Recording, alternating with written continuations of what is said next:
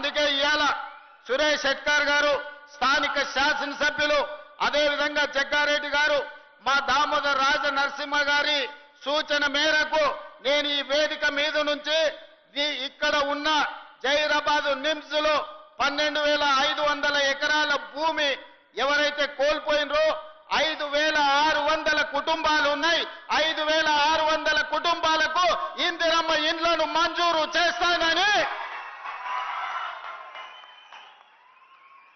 మీ సొంత స్థలాలలో ఇందిరమ్మ ఇండ్లు కట్టుకోవడానికి 5,612 కుటుంబాలు ఉన్నాయి. మా అధికారులు సమాచారం అందించారు. ఇంకో 100 ఎక్కువైనా కూడా పర్వాలేదు. భూమి కోల్పోయిన ప్రతి కుటుంబానికి ఇందిరమ్మ ఇండ్లు మంజూరు చేస్తామని ఈ వేదిక మీద నుంచి ఆ రైతులకు ఈ సంతోషకరమైన వార్తను చేరవేయాల్సిందిగా ఇక్కడికి వచ్చిన మిత్రులందరికీ తెలియజేస్తున్నా.